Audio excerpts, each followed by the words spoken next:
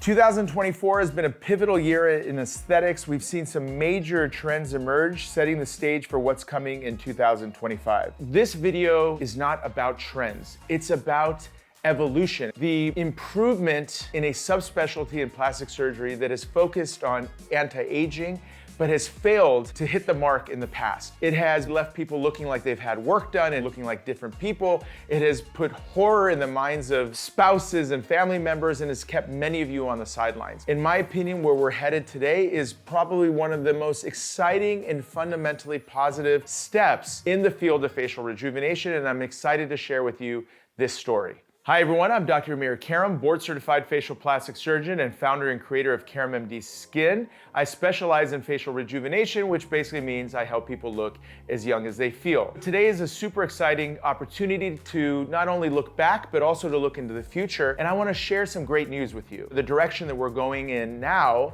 is in a more natural rejuvenation state. So many of you have been dreaming of the day when you can age gracefully without changing your identity, without changing who you are, without scaring your family members. And there are some very, very positive steps headed in the right direction, and I'm gonna share those with you today. But before we do, let's look back at what has gotten here in the first place. What has caused some of this directionality, and what have we learned from this as we go forward?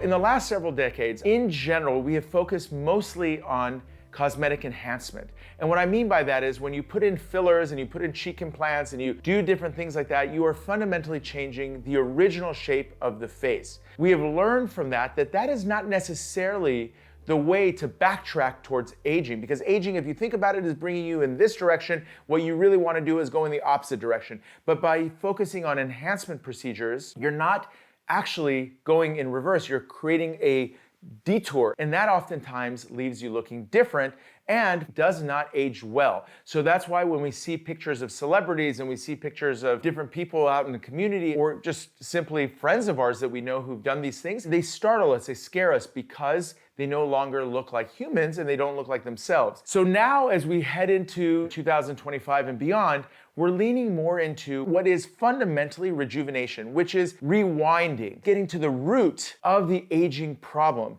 And the root of the aging problem when it comes to the face comes down to three fundamental categories. There's the skin, there's the volume, and then there's the shape.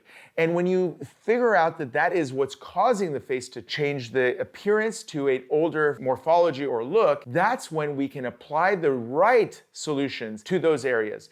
And when we do so, that's where you're gonna see real magic happen, real aging gracefully happen, and fundamentally looking as young as you feel will start to happen. And because of some of the mistakes that we've made in the past by putting too much filler in lips and cheeks and creating these unrealistic beauty standards, what we are seeing is that people are rejecting that. People are balking at that. They're not falling for it the same way that they fell for it before. The minute one of the Kardashians would go and get some type of cosmetic enhancement, the entire world seemed to follow. Now people are pausing. They're saying, wait a minute, that doesn't look exactly right. I'm not gonna go down that road again and have to go in and remove all my fillers and do all these different things and try to reverse surgery and sometimes leave yourself with problems that can't be solved after they've been created in the first place.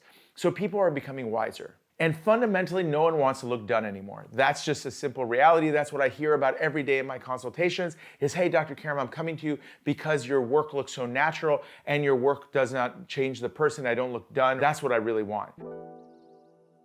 So why is that happening? It has a role in science. When you think about skin, as I mentioned in previous videos, skin is losing collagen, it's getting pigmented. That's how the skin ages. Volume, in the way of fat, is being lost in certain areas.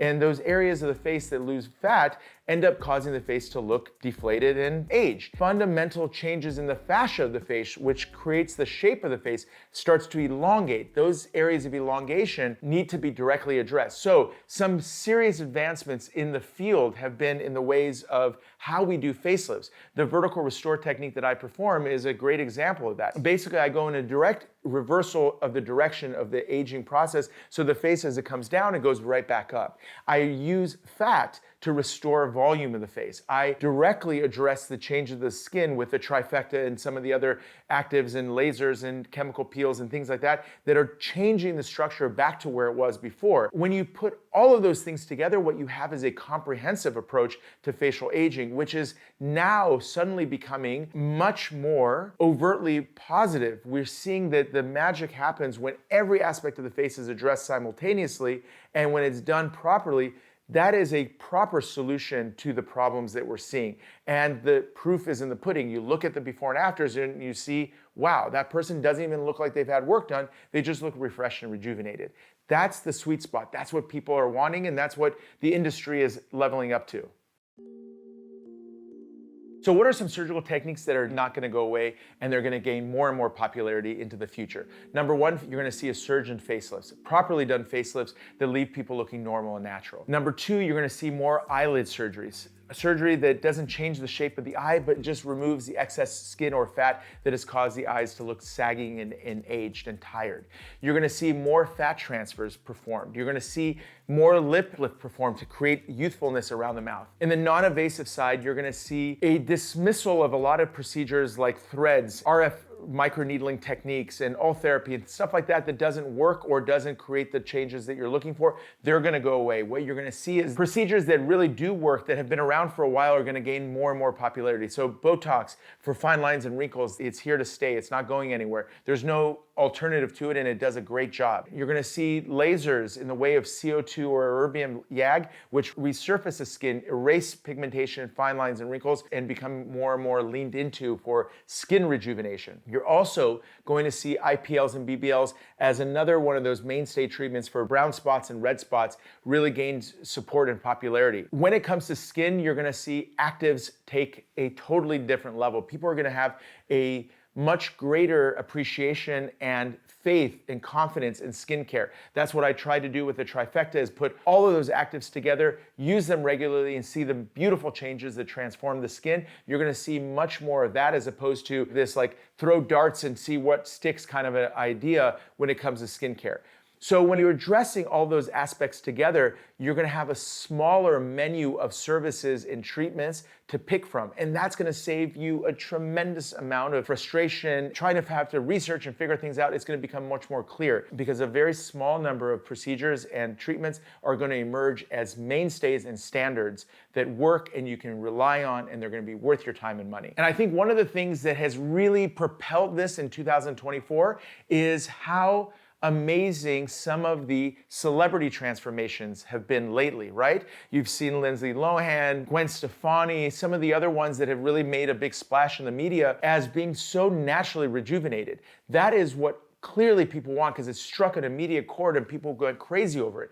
No more are we going to have to wonder, why is a certain celebrity look so different or so unusual, and why can't they get it right? Now we know that there are ways to do it in the right way, and that is setting a gold standard of what things should look like. So invariably, once that door is open, you're not going back the other way. But if you look at those celebrities, you're gonna see one very simple truth that has come out that supports what I just said.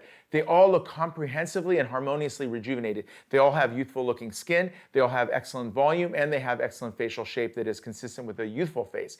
None of them have a mismatch between these areas, and that's why they look so naturally rejuvenated and so visually similar to what they used to look like.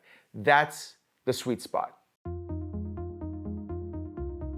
So key principles for 2025, less is more. That means less fillers, less reliance on small procedures that don't really do much but do add up in terms of cost and problems. Comprehensiveness in addressing all aspects is going to really become a very clear path forward. And ultimately, there's going to be a greater awareness around this true concept of looking as young as we feel. Because at the core of it, and I've shared this with you many times, the core of why anyone is interested is because looking as young as you feel is an important aspect to us emotionally and psychologically. No one does these things purely for vanity. Despite what you may think, that's not why they do it. People do this because looking older and yet feeling young is not a comfortable or happy place to be in. And that gap continues to widen year over year. And as a result, you end up feeling more and more dissatisfied with your appearance relative to the way you feel about yourself.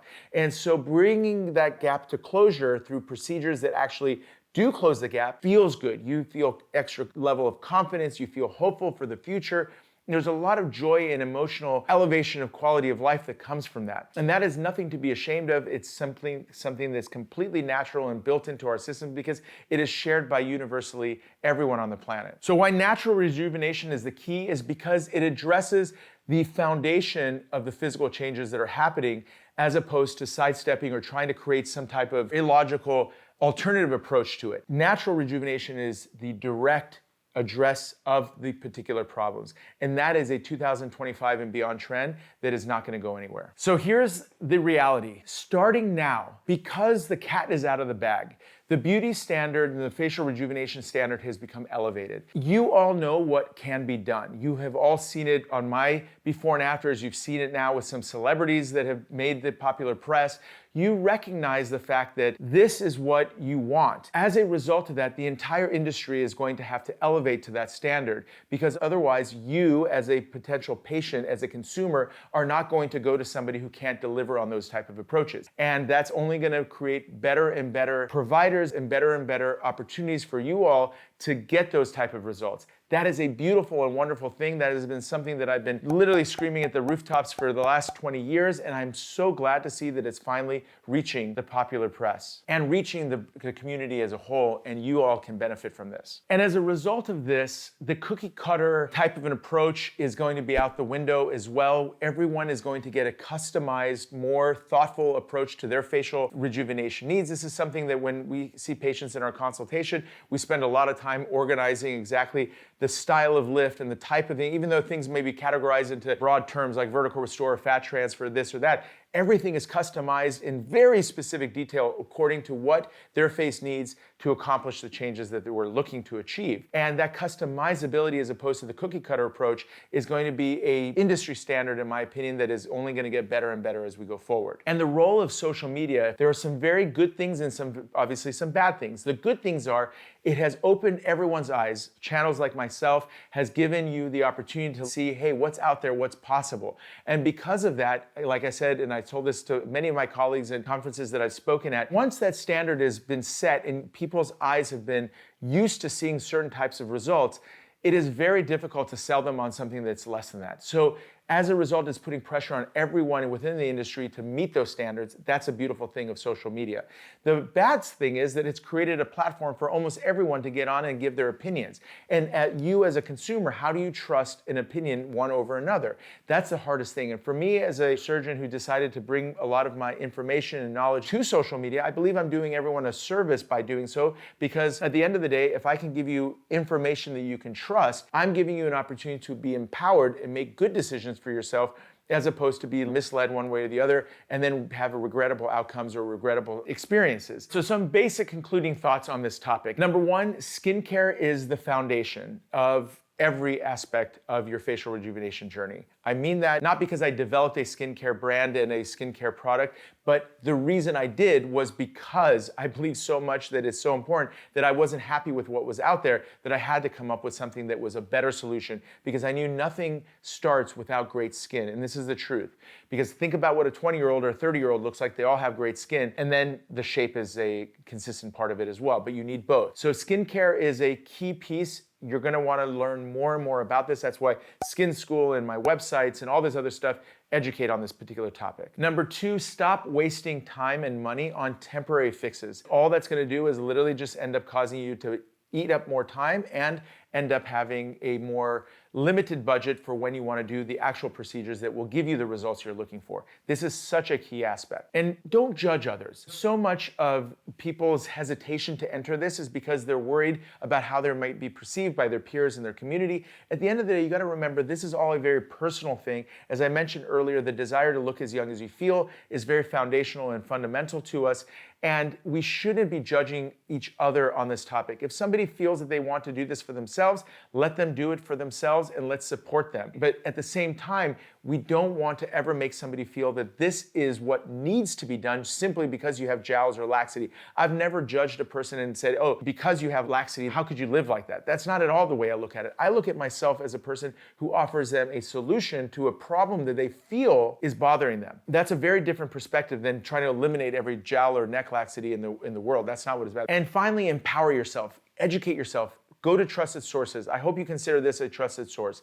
Learn as much as you can possibly learn so that you can be in a position of empowerment and positive decision making. This is a direction that I think we are headed into 2025, is consumers not falling for every single marketing tactic that's out there. Smarter, better, elevating not only themselves, but as a result, elevating the standard to meet their demands. And I strongly believe this is the direction, the evolution that the field is going into.